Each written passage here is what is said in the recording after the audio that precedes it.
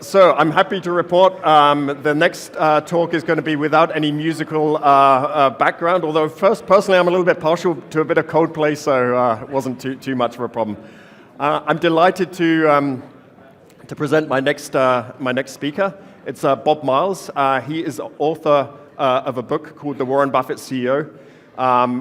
When I first started to invest, of course, I think the very first book on investing I read was Ben Graham's The Intelligent Investor, and of course, once you come across Ben Graham, you come across Warren Buffett's letters pretty quickly after that. But I'm pretty sure the third book I read was your book, Bob, and it had a huge influence on me. We had a question yesterday: how do you tell a great CEO? And my response was, it just hits you on the head like a sledgehammer. And I think in your book that really sort of brought it home. The sledgehammer was really your book. Let me put it that way. But I'm going to allow Bob to introduce himself. But I'm just going to give one quick teaser. He's also a great comedian. And he has, I think, the best joke about Switzerland, and he very kindly allowed me to license it from him. So I spoke at his conference a few years ago and used his joke, of course, with appropriation. But maybe we'll get to hear that. But Bob, thank you so much for being here. Why don't you introduce yourself?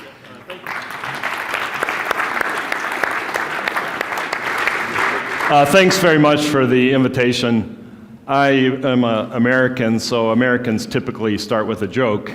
And you have a good joke when you tell your good friend Rob Vanell the joke and he retells it. And I like to travel. I've been to over 100 countries. I've spoken in over 20 countries. Then when I go to Australia, I'll fly to New Zealand or other countries. And there's a lot of good and bad about every country. But if you think about Switzerland, the flag is a big plus.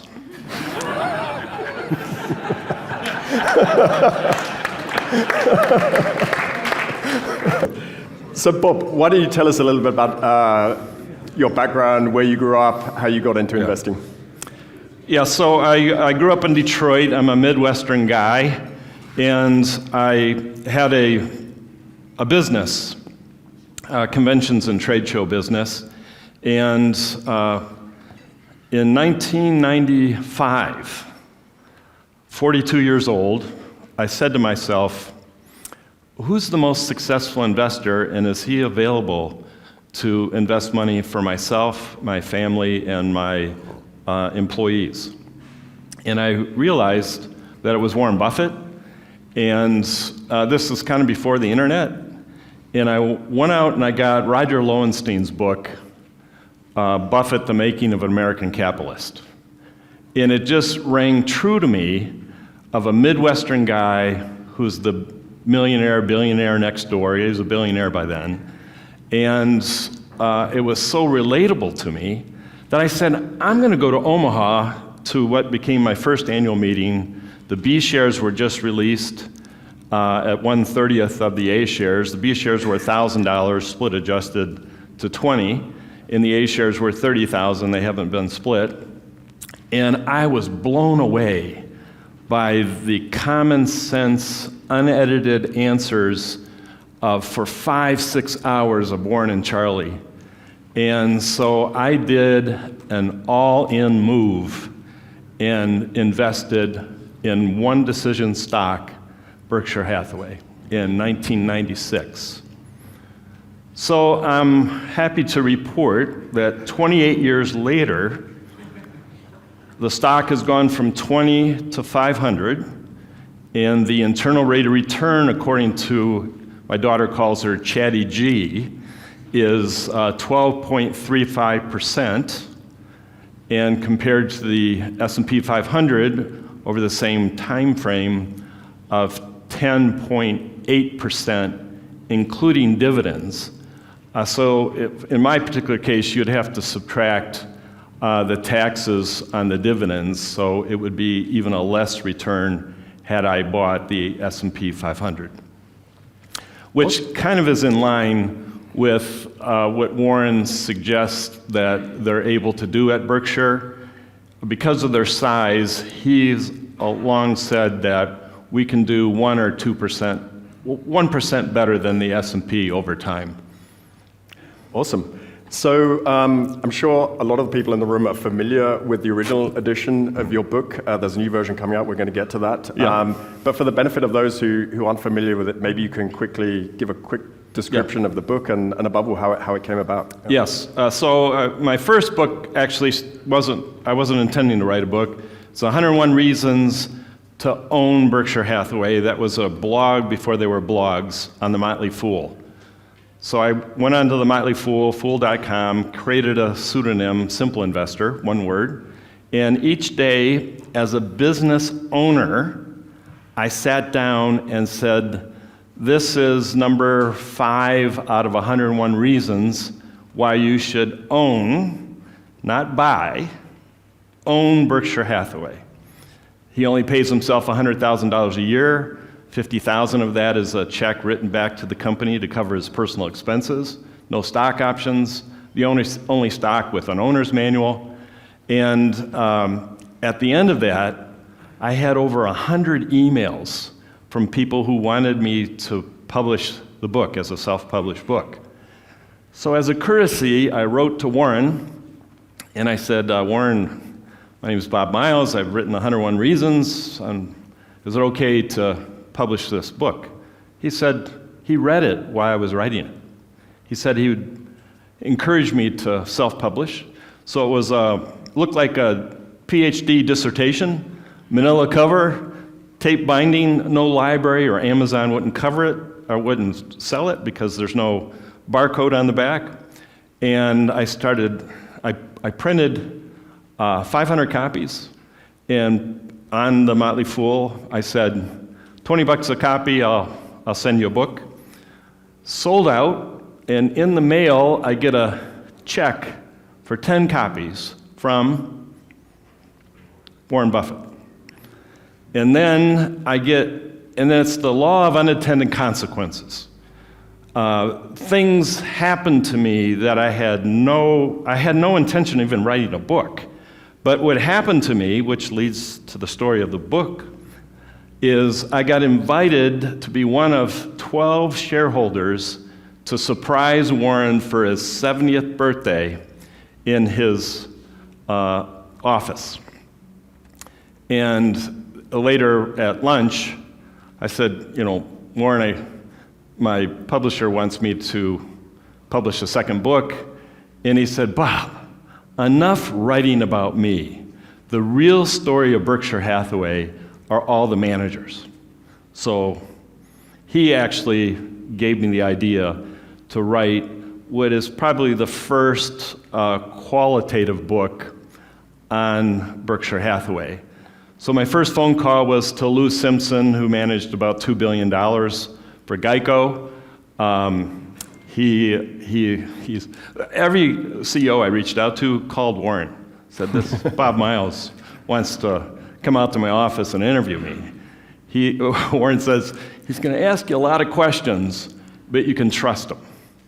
And so I interviewed 20 CEOs, put it in the book, and then better than Oprah Winfrey, in 2001, soon after it came out, on page 4 of his annual letter to shareholders, Warren said, if you really want to know about our terrific all-star our management team, read the Warren Buffett CEO, Robert Miles, by Robert Miles. That's quite an endorsement. Yeah, it was amazing. So what were the commonalities you found when you interviewed those CEOs? Yeah, so the way I structured the book is I came up with the capital allocators, the capital developers, those who were bringing in capital, so the insurance guys, Ajit Jain, Tony Nicely at Geico, and then the capital allocator, Lou Simpson, and then the management structure of those who were entrepreneurs, those who were family managers, and then those who were professional managers. It's kind of how I structured the book and how the chapters are organized. Yeah. I need to reread it, so it's a good job the 25th edition is coming out. Yeah. But what were So the commonalities. The commonalities, yeah. They're all independently wealthy, and they're not working for money. Yeah.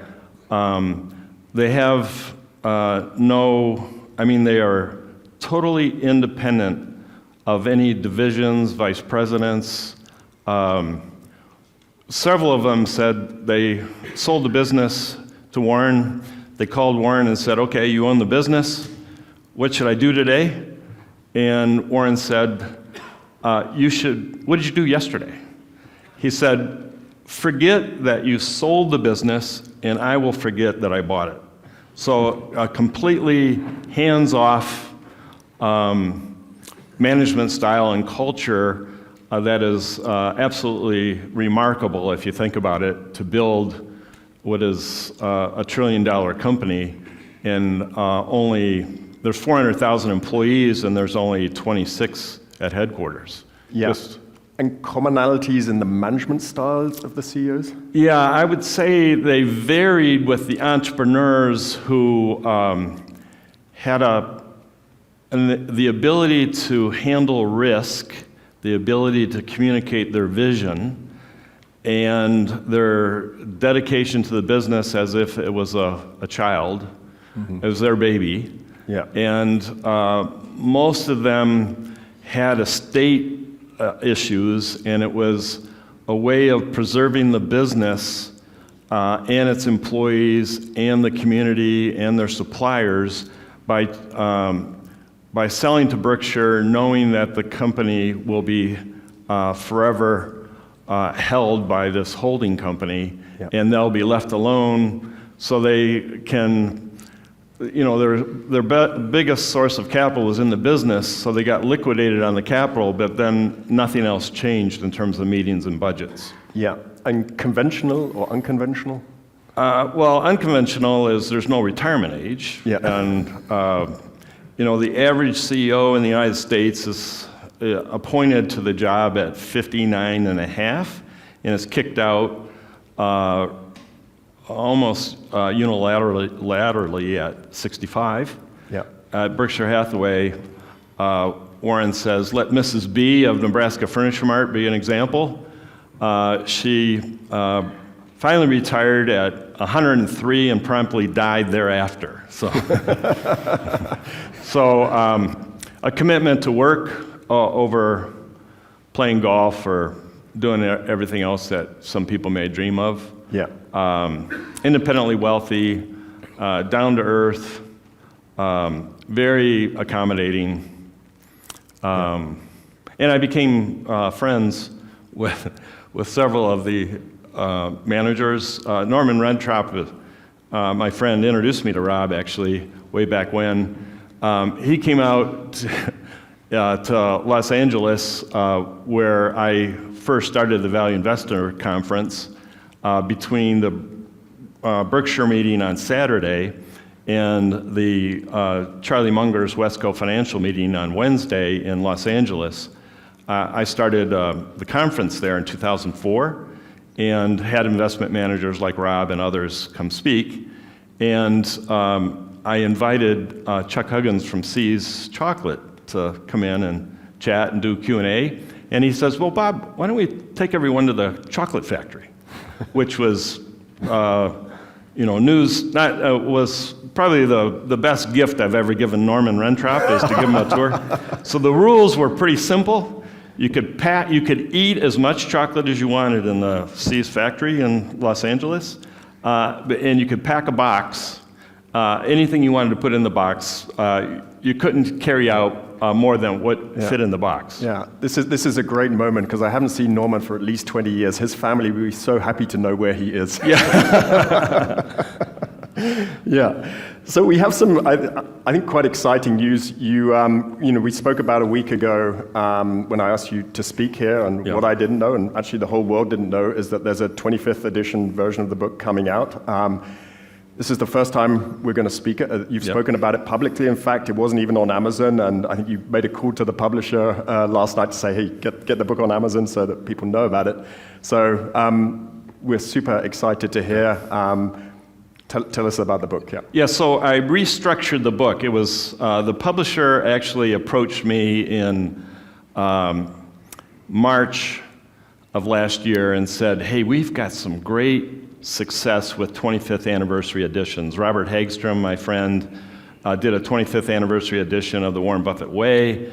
It's come out in hardcover. It will be really a great opportunity for you to review what's happened in 25 years of Berkshire Hathaway and tell some new stories. And I said, I'm really busy teaching at the university. Let me think about it. And then in May, Warren makes his big announcement, so the publisher calls and says, well, I said, okay, I'll do it. Knowing that the average book has taken me 2,000 hours to research and write, and this, even though the publisher said, oh, it's only 20% that you have to do, it's taken me 1,000 hours. So I looked first at the earnings. 2000, the earnings were $1 billion.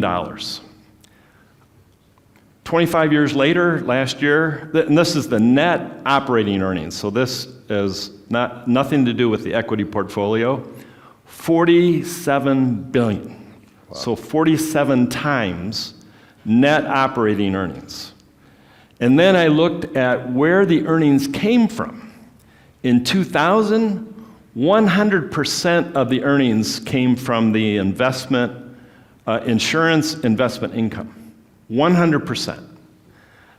And now, 25 years later, about 27% from insurance investment income, about 24%, 23% from insurance underwriting, about 26 or so percent from manufacturing, service, and retail, and then 7% from railroad, 5% from energy. So I said, well, that's what I'll subtract, and that's what I'll add. So I threw out the shoe group, the boot group, Buffalo News newspaper, even though I had to, I'm good friends with Borsheim's, I threw them out to make room to reflect where the earnings are coming from. And what else did I throw out?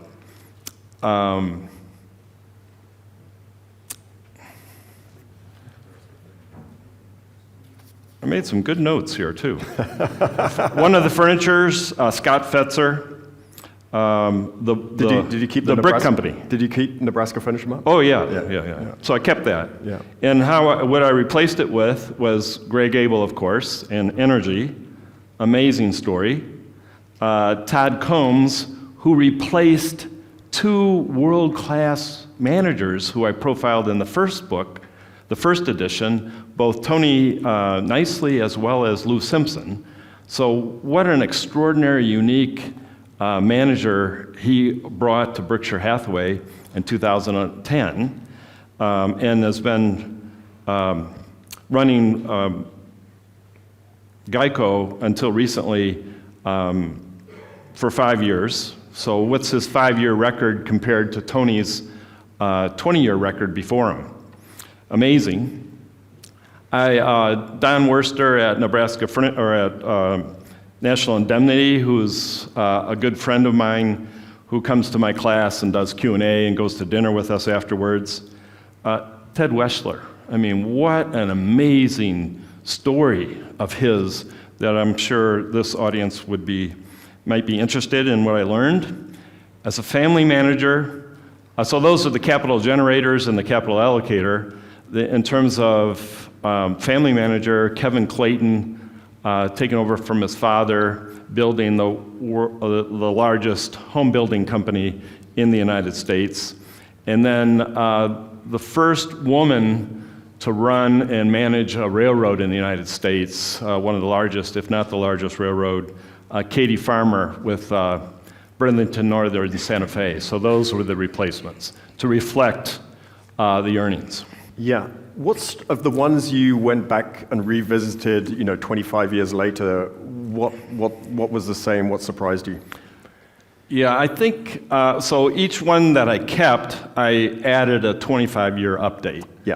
So, and then I asked Ron Blumkin, Mrs. B's grandson, I said, Ron, what would Nebraska Furniture Mart be today without Berkshire?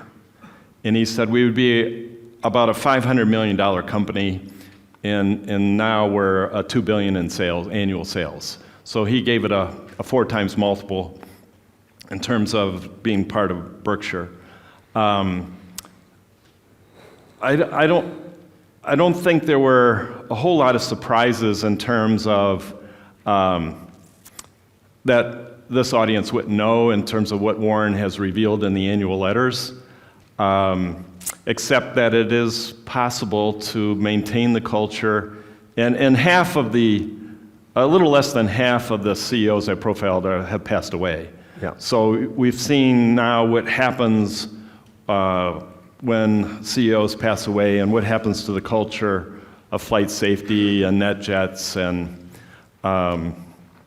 so I can't think of anything, Rob, that really surprised me. That's a great segue, because the question, of course, on everyone's mind today is, this monumental change happening at Berkshire Hathaway, where Warren Buffett at last year's annual meeting announced he was going to step down. That happened at the end of last year. So everyone is wondering about the changes happening. Right. You know Berkshire as well as pretty much anyone.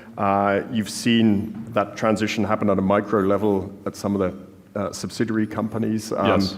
So what are your thoughts on what the future looks like? Yeah. Well, let me start. I made some notes. What does the media get wrong about this transition? 5 things they get wrong. Greg will make changes, dramatic changes. Nothing's going to change. He's going to tweak it, and he's going to do it his way. But in terms of making major cultural changes, no way. Secondly, that somehow Greg is burdened with inheriting $300 billion in equity portfolio and another $380 billion in cash. And how is he going to trade that? And how does he have the magic of Warren to decide what he's going to buy and what he's going to sell? That's like some big burden. Well, if you think about the cash alone, which Berkshire owns more treasury bills than the United States Treasury. If you think about $380 billion at 3.5%, what's that, $12 billion, $11 billion? Very few companies earn $11 billion by Greg inheriting this ton of cash. So it is not a burden. That Berkshire will somehow magically pay a dividend. There is no way that Berkshire is going to pay a dividend. First of all, it won't be Greg's decision. And if Greg does make that decision, the chairman will replace him as the CEO. And the non-executive chair, also a Buffett family member, has the right as non-executive chairman to replace him as well. There's not going to be a dividend because it's a very inefficient way, at least in the United States, of returning cash and earnings to shareholders. It's far better to do share buybacks. If Toma for Interactive Brokers is here, maybe you can pass that on to Thomas Petterfy. Yeah. But the overriding thing is they see the media, and possibly many of you, see leadership change as risky. Well, this has got to be the low-risk transition in the history of huge conglomerates, because Greg is 62 years old. Warren would prefer he be 45 because he wants the CEO to have a long run. He wants him or her to be able to have 20 years. Greg is aligned with me as a shareholder by first earning his wealth through the ownership of a business. When David Sokol and Greg Abel took over the energy, Mid-America Energy, David was given 2% of the stock. And Warren said that David decided on his own to give 1% to Greg Abel. Greg Abel, a few years ago, sold his 1% back to Berkshire Hathaway for $870 million, of which he had to pay tax on. And then he went out and bought about $150 million of Berkshire stock on his own, on the market, at the market, same price all of us would have to pay. So his wealth has been created, and his mindset is as a business owner, not as a professional manager, but he owned part of this business. So every capital allocation decision he made, every management decision he made, he thought as a business owner. Did you get to interview Greg for the new book? Or? No, he declined, but I'll get to that in a second. Okay. The big thing about Greg is he's been doing the job for 8 years. He's been given the assignment of managing 90% of the subsidiaries, 90% of the employees. So we got a guy who's not only 25 years building what would be a Fortune 500, would it be number 100 of Fortune 500 companies if the energy division, Berkshire Hathaway Energy, were a separate company. Yeah. And so he's already doing it. He's just been given the title to go along with what he's already been doing. And he's going to tweak it like he's already has. You know, he named a president who's going to look after the 27% of the earnings, the manufacturing, services, and retail. And but anyhow, I sent him the chapter, and because my mentor Janet Lowe, who wrote a book on Charlie Munger, damn right, the story of Charlie Munger, and she wrote a book on Warren Buffett and also Ben Graham, the only one I know. Yeah. She became my mentor, and she said, Bob, the way you go about writing a book about somebody like Charlie Munger is you approach them, and they're going to say, no, I'm not interested, which is exactly what Charlie did. And then she says, oh, okay, I'm going to go write. So she started writing, which is what I did with some of the CEOs. And then you send it to them, and then they want it to be correct. So sometimes you can make statements that you want them to comment on, and if they don't comment, then you know you were right. Or you want them to say, well, let me help you correct this, and that's what happened with Greg. He's helping me correct a few things. But he also, like Warren, suggested that he really appreciated this project, and he was really glad I was doing it. So it was but he said his policy is not to comment. Yeah. But I think this audience, I don't know how we're doing on time. We probably got time, for one more sort of question. Imagine I just asked you a question, now give me the answer. Yeah. Well, I thought this audience would be interested in Ted Weschler, who was kind to offer me a lot of opinions, including his opinion about Greg. He pointed out to me that in 12 years of running his Peninsula Fund, I had it wrong. He had a 22.6 annual rate of return. 22.6. And I said, Ted, what about the S&P 500? Over the same period from 2000 to 2012 or 11? 0.5% annually. Cumulatively 6.7%.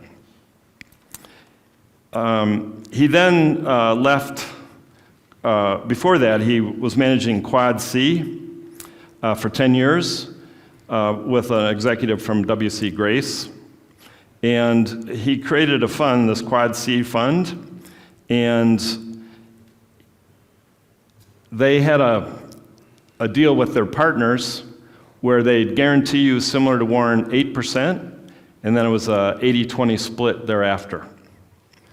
And this blew me away. He said, in the 10 years of running that fund, he made 20 investment decisions in 10 years. Wow.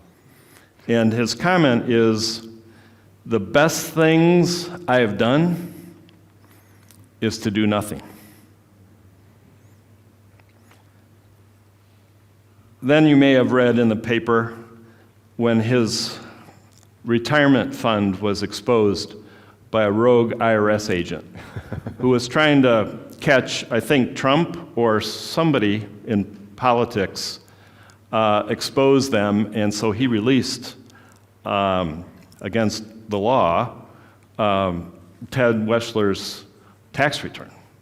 And in that tax return, it revealed that Ted invested $70,000, and it grew between, this is 1984 to 2011, it grew to $260 million.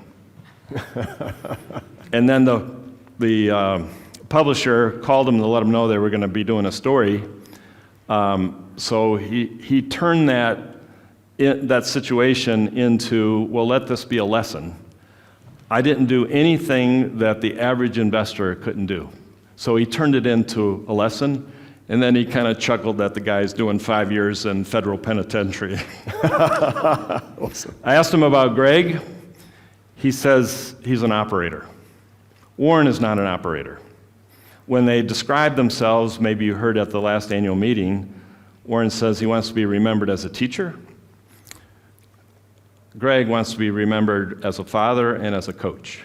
So it's the coaching mentality, which I'm sure you look at in the investments that you make. The other remarkable thing about Ted is he started the Peninsula Capital Fund above a bookstore in Charlottesville, Virginia, and it's still his office today. He has maybe one employee, maybe she might be part-time, I don't know. And when he agreed to manage money for Berkshire, by the way, he was the guy behind the Apple idea. Right. And I would guess him to be behind Google as well, because that fits his strategy. He flies out from Charlottesville, Virginia, to Omaha every Monday and Tuesday. And then on Wednesday, he flies to another investment, a Berkshire Hathaway or a potential investment. And then Thursday, Friday, Saturday, Sunday, he's back with his family in his office 7 days a week, just like Lou Simpson, allocating capital for Berkshire. And to my surprise, he flies NetJets. He pays for it personally. Can you imagine having an employee, a manager, at his own expense, flying to work alongside with Warren 2 days a week, and then off to the different investees at his own expense? Awesome. Just remarkable. That's a great note to end on. Bob, this has really been fantastic. Achim, I'm going to ask the audience a question, so I don't know if you could quickly just pan the camera around, but no, the camera, yeah. So, perfect. So if you could just pan around, because I'm about to ask a question. So, Bob, I'd love to invite you back next year, hopefully with the new book fresh off the press, to sign copies. And I'm just curious in the audience, maybe a show of hands, whether anyone here would be interested in getting a signed copy from Bob. So, It looks like I'll be back. Yeah. So thank you so much. Yeah, thank you. Thank you, Bob. Thank you. We also have, I don't know if you want to quickly take a picture, Andreas. We also have the chocolates from Andreas's wife, handmade. Oh, very wow. Delicious, highly recommended to everybody. So do a quick photo there. Thank you very much. And how about a round of applause for Andreas and Rob and their families for making this up.